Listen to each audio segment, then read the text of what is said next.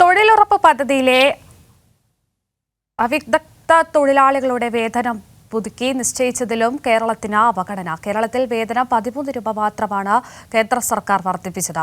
അതേസമയം 25 രൂപ മുതൽ 34 രൂപ വരെ വർധനവാണ് മറ്റ് സംസ്ഥാനങ്ങൾക്ക് വരുത്തിയത്. കേരളത്തെ സംബന്ധിച്ച് തികച്ചും അപര്യാപ്തവും വിവേചനപരവുമാണ് കേന്ദ്ര നടപടിയെന്ന് മന്ത്രി എം.പി. രാജേഷ് വിമർശിച്ചു. കേരളത്തിലെ അവിദഗ്ധ തൊഴിലാളികൾക്കുള്ള വേതനം 333 രൂപയിൽ നിന്ന് 346 രൂപയായി മാത്രമാണ് കേന്ദ്ര സർക്കാർ വർദ്ധിപ്പിച്ചത്. അതായത് വർധന കേവലം 13 രൂപയുടേത് മാത്രം.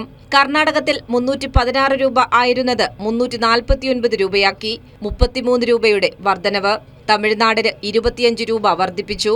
ഗോവയിൽ 34 രൂപയും തെലങ്കാനയിലും ആന്ധ്രയിലും 28 രൂപയും വർദ്ധിപ്പിച്ചു.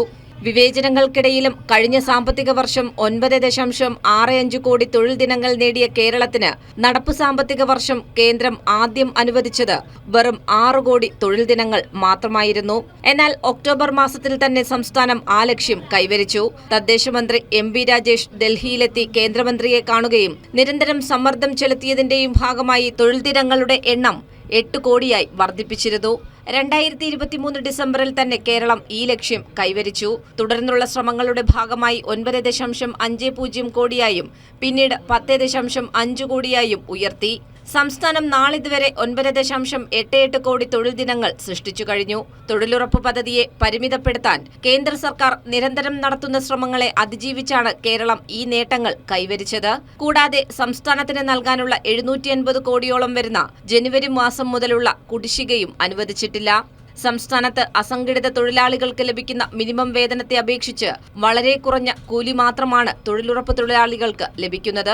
ഒരു യുക്തിയും യാഥാർത്ഥ്യബോധവുമില്ലാത്ത ഈ നടപടിയെ കേരളത്തോടുള്ള വിവേചനമായി മാത്രമേ കാണാൻ സാധിക്കുകയുള്ളൂ എന്നും വേതന വർധനവിലെ ഈ വിവേചന നടപടി തിരുത്തി ന്യായമായ വർധനവ് വരുത്തണമെന്നും മന്ത്രി എം.പി. രാജേഷ് ആവശ്യപ്പെട്ടു.